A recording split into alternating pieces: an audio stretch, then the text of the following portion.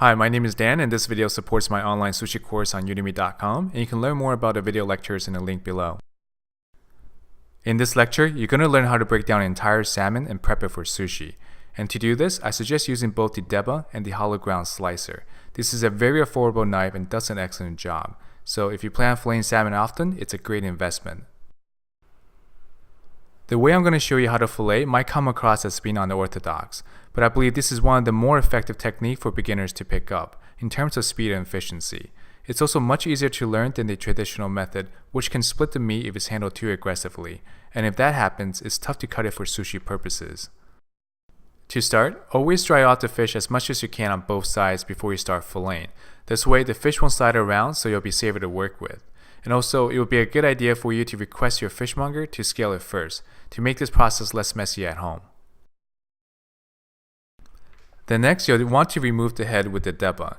And to do this, first position the fish with the head on the left side and belly up. Then lift out the pectoral fin and cut at an angle behind it until you hit the spine. Then flip it over and repeat the same cut on the other side. Except this time, once you hit the spine, use the heel of your blade and give it a hard thrust to cut it through. You can use your other hand to help. And the reason why you want to cut at an angle is because you can maximize the yield and leave little meat behind. And you can tell by the V-shaped cut, this was done properly.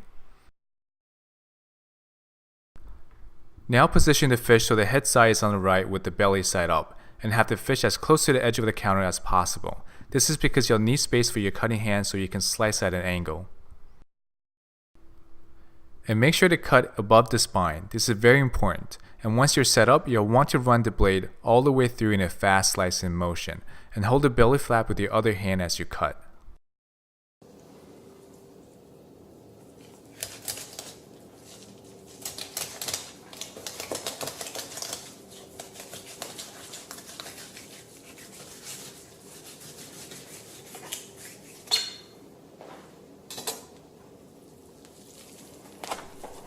And after the first fillet comes off, the second step is easier, but this time you'll want to cut just below the spine, but try to angle the blade slightly upwards. This way you can get a cleaner cut and leave as little meat possible on the backbone.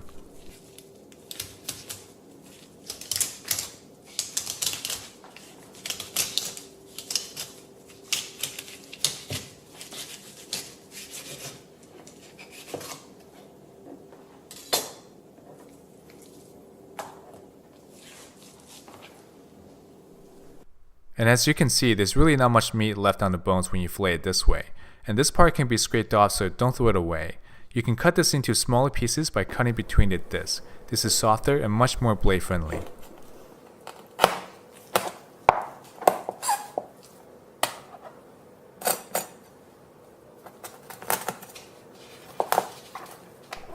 Now, what I typically do is spoon the meat off the bone, but be very careful not to scrape off the pin bones. These will run about halfway down the fish right next to the spine. And it's very important to scrape towards the tail so you don't go against the pin bones.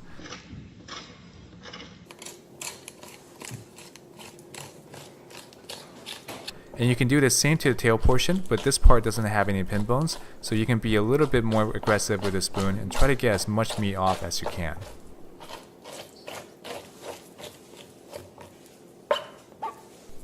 Afterwards, you'll be left with a few ounces of salmon tartare, and you can use this to make items like spicy salmon rolls or hand rolls.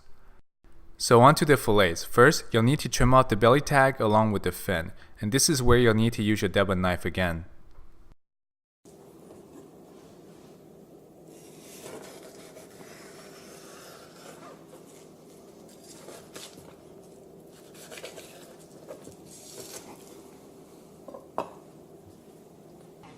And on one of the fillets, you'll need to do a bit more trimming. So start off by cutting off the rear fin that was left behind, and then turn the fillet around and slice out the white main brain from one end to the other. If you have a sharp knife, this is very easy to do. It might look a little difficult in the video, but that's because I'm standing about 3 feet away from the camera with my arms totally stretched out to get this angle. But if you're standing over the fish, it's much easier to do.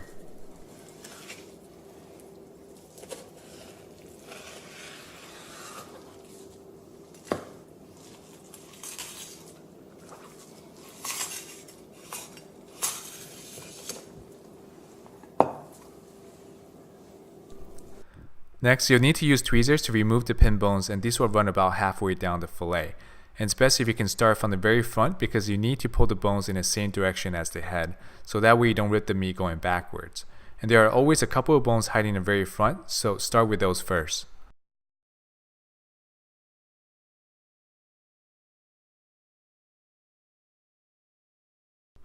Once you get those out, you can start working on the rest by holding down the fish with one hand and pulling with the other. Again, make sure to pull in the direction of the head because if you go the other way, the fillet will rip apart. And sometimes as you're pulling, the bones might snap in half, so just remember to go back and pull the rest. And once you get all the bones out, it's a good idea to always run your finger along it, just to make sure you got every one.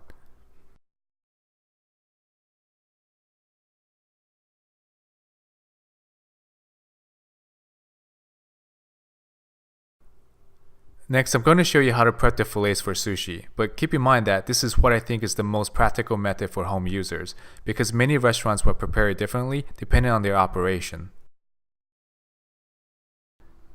To start, cut a small piece off from the front so you end up with a straight edge. Next, measure out each cut roughly the width of 4 fingers, or about 3 inches across. And the logic is because this will be the length of the nigiri that you'll learn how to cut later.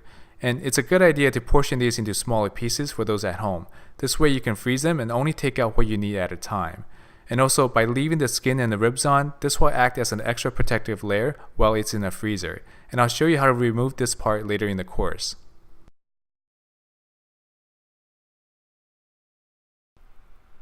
Now, if you plan on using a lot of salmon, then you can portion it into larger pieces like the way I'm measuring it out. And this is typically how it's done in some restaurants before it's frozen.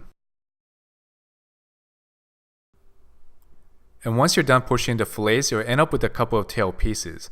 And these are normally a bit more fibrous, so they're usually cut into small pieces for sushi rolls or other applications. And remember the 2 front end pieces that was cut off? Well, those can also be cut into smaller pieces once the bones and skin is removed.